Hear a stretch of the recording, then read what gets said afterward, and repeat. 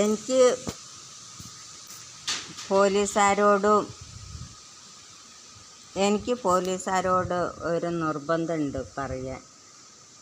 എന്താണെന്നറിയോ, നമ്മളൊരു ഹോസ്പിറ്റൽ കേസിന് പോണ ആൾക്കാരാണെങ്കിൽ അവരെ തടഞ്ഞു വെച്ച് പിന്നെ അത്യാവശ്യ കാര്യങ്ങളായിട്ട് പോണ ആൾക്കാരായിരിക്കും. ചിലപ്പോൾ ഒരു നിസ്സാര ഇഞ്ചക്ഷൻ്റെ കാര്യത്തിലോ അല്ലെങ്കിൽ ഒരു നിസ്സാര പൈസ കെട്ടാത്തതിൻ്റെ പേരിലോ ഒക്കെ ആയിരിക്കും ഓരോ ആൾക്കാരിൻ്റെ ജീവൻ പോണത്.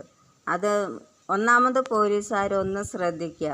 നിങ്ങൾ ആരെ തടഞ്ഞു വെക്കുകയാണെങ്കിലും ഹോസ്പിറ്റൽ കേസാണെങ്കിൽ ഹോസ്പിറ്റൽ കേസ് വേറെ ലൈനൊന്നും ഞാൻ പറയില്ല. ഒരു ഹോസ്പിറ്റൽ കേസ് വന്നിട്ട് അവരെ തടഞ്ഞു വെച്ചിട്ട് അവരെ അച്ഛനോ അമ്മയോ സഹോദരന്മാരോ എന്തെങ്കിലും അപകടത്തിൽ എന്തെങ്കിലും സംഭവിച്ച് കഴിഞ്ഞു പോയാൽ നിങ്ങൾക്ക് ഒരിക്കലും ആ കാര്യം നിർത്തിക്കൊടുക്കാൻ പറ്റില്ല എന്നുള്ളത് നിങ്ങൾ പ്രത്യേകിച്ചിട്ടും മനസ്സിലാക്കുക. എന്താണെന്ന് പറഞ്ഞാൽ ഒരു അമ്മ മരിച്ചു അല്ലെങ്കിൽ സഹോദരി മരിച്ചു, നമ്മളാ പൈസ കെട്ടിവെക്കാനില്ല സാഹചര്യത്തിൽ അത് കെട്ടിവെക്കേണ്ട സമയത്ത് വെക്കാതെ വന്നിട്ട് അത് മരിച്ചു പോയി എന്ന് പറഞ്ഞാൽ അത് നമുക്ക് ആർക്കായാലും തീരാത്ത വേദനകളാണ്. അതുകൊണ്ട് അങ്ങനത്തെ സാഹചര്യങ്ങളൊന്നും ഒരിക്കലും പോലീസുകാരുടെ ഭാഗത്ത് ഒരു ഹോസ്പിറ്റൽ കേസിൽ അങ്ങനെ ഒരു സാഹചര്യത്തിലും തടഞ്ഞു വയ്ക്കരുത്. നിങ്ങൾക്ക് സംശയം ഉണ്ടെങ്കിൽ ആ വണ്ടിയിൽ നിങ്ങൾ പോയിക്കോളി, എന്നാൽ പിന്നെ നിങ്ങളെ സംശയങ്ങൾ തീരല്ലോ.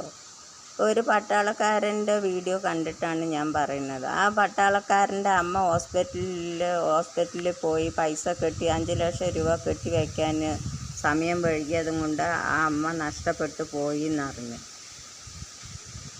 നമുക്ക് എല്ലാവർക്കും അമ്മമാരുണ്ടെന്നില്ല, അച്ഛന്മാർ സഹോദരന്മാരുണ്ടെന്നുള്ളത് ആദ്യം ചിന്തിക്കുക. എന്നിട്ട് പറഞ്ഞു